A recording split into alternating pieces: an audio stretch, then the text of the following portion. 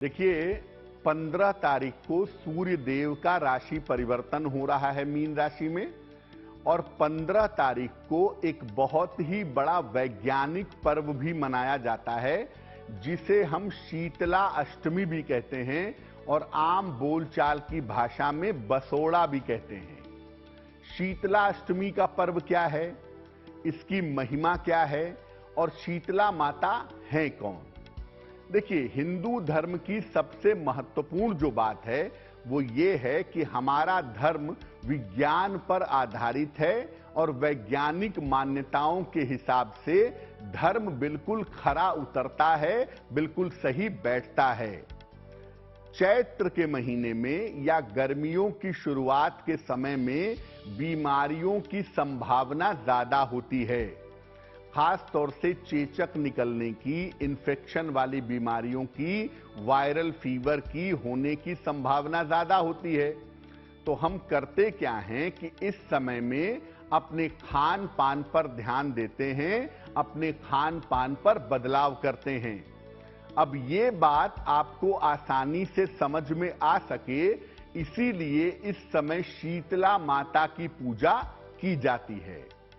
शीतला माता का अगर आप स्वरूप देखें तो शीतला माता जो हैं, उनके एक हाथ में झाड़ू है, एक हाथ में पानी का कलश है, एक हाथ में नीम के पत्ते हैं और एक हाथ से वो आशीर्वाद दे रही हैं।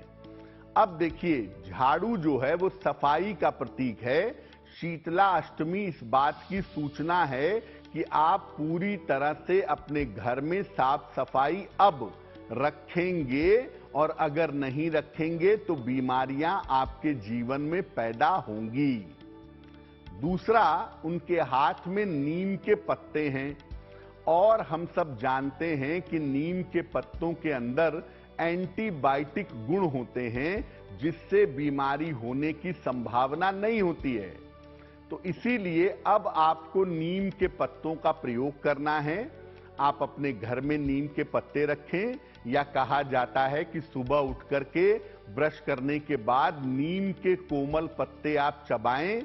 अगर आप ऐसा करें तो आपके बीमार होने की संभावना नहीं रह जाएगी। और अब चूंकि गर्मियों की शुरुआत हो रही है, तो अब आपको शीतल जल पीना है। ठंडा पानी नहीं, फ्रिज का पानी नहीं, शीतल जल। फ्रिज का पानी ठंडा होता है और मटके का पानी, कलश का पानी होता है शीतल। तो अब आपको शीतल जल पीना है, और शीतल जल होता है मटके का। तो मटके का पानी अब आप पीना शुरू करिए, इससे आपका स्वास्थ्य बेहतर होगा। तो शीतला अष्टमी इस बात की सूचना है कि अब आपको साफ सफाई रखनी है, एंटीबायोटिक नीम का प्रयोग करना है, शीतल जल रखना है, ताकि आने वाले समय में आप बीमार ना पड़ें। और शीतला अष्टमी पर माता को जो भोग लगाते हैं वो बासी भोजन का भोग लगाते हैं। एक समय पहले बनी हुई पूड़ी होती है, एक समय पहले बनी हुई खीर होती है, या बहुत सारी जगहों पर गुलगुले का भोग लगाते हैं। एक समय बना हुआ, उसके बाद बासी भोजन उनको अर्पित करते हैं और बाद में उसको प्रसाद के रूप में ग्रहण करते हैं। इसका मतलब ये है कि शीतला अष्टमी पर आप आखिरी बार बासी भोजन खा सकते हैं। इसके बाद आप बासी भोजन नहीं करेंगे।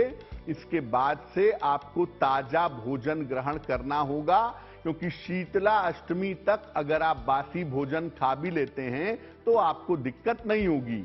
लेकिन शीतला अष्टमी के बाद चूंकि ऋतुएं बदलने लगती हैं, मौसम में परिवर्तन होने लगता है, इसलिए अब आप बासी भोजन नहीं करेंगे।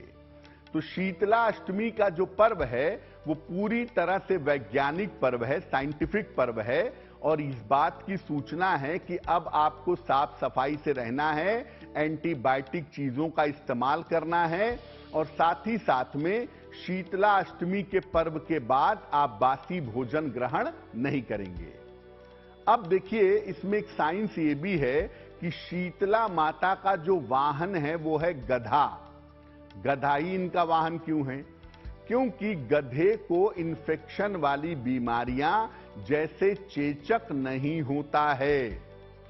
यानी शीतला माता इस बात की सूचना भी दे रही हैं कि अगर आप उनकी पूजा करते हैं तो आपको इन्फेक्शन वाली बीमारियां नहीं होंगी, चेचक, स्मॉल पॉक्स वगैरह बीमारियां आपको नहीं होंगी।